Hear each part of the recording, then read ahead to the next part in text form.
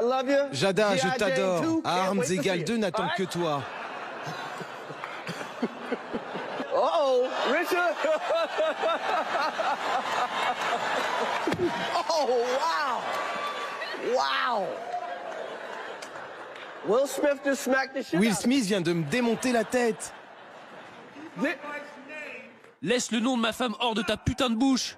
Wow, dude. Mec, c'était une blague sur armes G.I. égales. Jane jump. Keep my wife's name out your fucking mouth! Ce n'est pas un sketch. Non, ça fait des frissons. Gros sais, malaise. tu sais pourquoi on sait que c'est pas un sketch aussi. C'est quand il dit justement fucking mouse. On ne dit pas le mot, le F-word en anglais dans les émissions américaines. Là, on comprend tout de suite que ça a dérapé. Il faut expliquer ce qui s'est Ouais. passé. Alors, Chris Rock a comparé la coupe de cheveux de la femme de Will Smith, Jada Pinkett Smith, à la coupe de cheveux au Elle n'a crâne pas, rasé de elle a pas de Demi. cheveux, sa femme. Je vais expliquer tout à fait. Regarde, ça c'est l'affiche de Armes égales, le film avec Demi Moore. Elle s'était rasé la tête pour son rôle de G.I. C'était dans le film de Ridley Scott il y a déjà 20 ans. Et voilà, en fait, on compare cette coupe de cheveux à celle de Jada Pinkett Smith, qui évidemment c'est pas une mode. Si elle se rase la tête, c'est parce que elle souffre d'alopécie, qui est une maladie auto-immune qui provoque la chute de cheveux. Regardez, ça c'est la séquence au ralenti. Vous voyez au début Will Smith rit, mais regardez les yeux. Voilà, Jada Pinkett Smith qui lève les yeux au ciel, qui a l'air qui est bouleversée, un peu choquée par ce que dit Chris Rock. Donc on comprend qu'elle le prenne mal. Elle s'était confiée en décembre dernier sur son compte Instagram pour expliquer cette maladie et pourquoi elle avait les cheveux rasés, que c'était pas un effet de mode, tout simplement.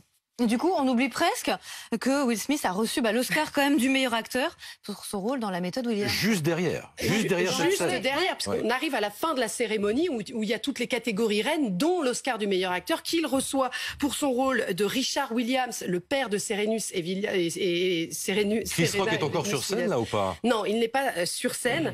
Et il a tenté d'excuser son geste dans son discours. On l'écoute. L'art imite la vie. J'ai l'air d'un père fou, comme on dit.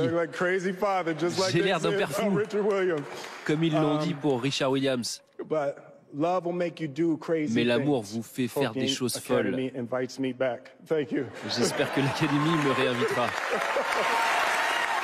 On ne sait pas trop s'il pleure parce qu'il est ému d'obtenir l'Oscar ou parce que, voilà, son geste, il sait que son geste va marquer quelque part l'histoire des Oscars. Il va marquer l'histoire des Oscars, évidemment. Et puis, en plus, ça gâche un peu la fête Bien pour sûr. lui, parce que c'est sa 3e nomination pour l'Oscar du meilleur acteur. Il n'avait jamais décroché la statuette. Il la décroche enfin à 53 ans. C'est une récompense importante. Lui qui est très engagé auprès de la communauté noire. Et du coup, forcément, ça gâche un petit peu la fête. Forcément, on s'en souviendra. Un tout petit mot pour